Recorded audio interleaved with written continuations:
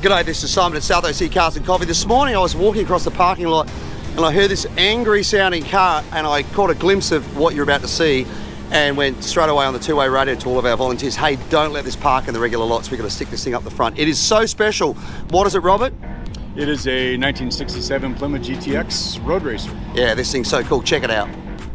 Now, we often get a lot of cool cars at the show, resto mods, race cars, but I have never seen something like this before. Robert, tell me about how you came across the car and what the inspiration was for it. So about 10 years ago, I started looking at trying to redo or rebuild old vintage race cars. Right. And you just can't find them these days. So what I wanted to do is create a brand that I interpret the way these cars were built back in the late 60s, early 70s. So this is a vintage racer, if you will. Yep. It's built with an inspiration of a SCCA rule book. It's not actually a race car, but it could be. Yep. Fully caged, frames all tied in and done, 440 big block, 625 horse, 5-speed, has some modern features to it. Yeah, I mean, looking in the interior, for example, the first thing that catches my eye are those beautiful riveted looking seats that they're period correct, but they are contemporary, which is what I love. Yeah, so they were built by Corbeau UK, built in UK. It took about 6 months to build. Wow. Took them over. Took the inspiration of the rivets, which is that old kind of Le Mans style. Took it to the back sail panel that you see back there. Yep. Kind of the car is designed to be a vintage race car. Yep. But modern, some modern efficiencies, modern engineering in it to make it drivable.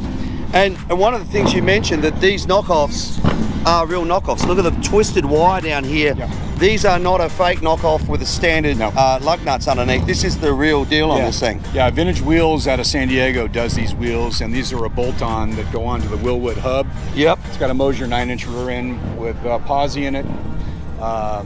The gearing on the car with the horsepower and the torque, if it's about 575, excuse me, on torque on the motor. Yep. It's geared to do about 185, and it's engineered to do it. Now, whether you got the shorts to do it. Yeah, that's always the way, isn't it? That's the question. But it's meant to come here, right, and show car guys what's possible. But it's also, you want to go put it on the track, go for it. That is awesome. Hey, let's look at the magic pick under the hood if we can. So one of the cool things I noticed earlier on was that is a front lifted hood which you've engineered there. That is super cool. Once again, what was the inspiration for that? That's obviously wasn't the easy way to go. To be different. I mean, a lot of builders that go buy parts and throw it on there. I wanted to actually engineer something that was one of one. Yep. So it's a flip hood. Obviously, it's got the gas shocks to help with the fingers and hold it up. But engineered all that myself, and yeah, I love it. I mean, it's a fiberglass hood, obviously on a metal frame, which looks good.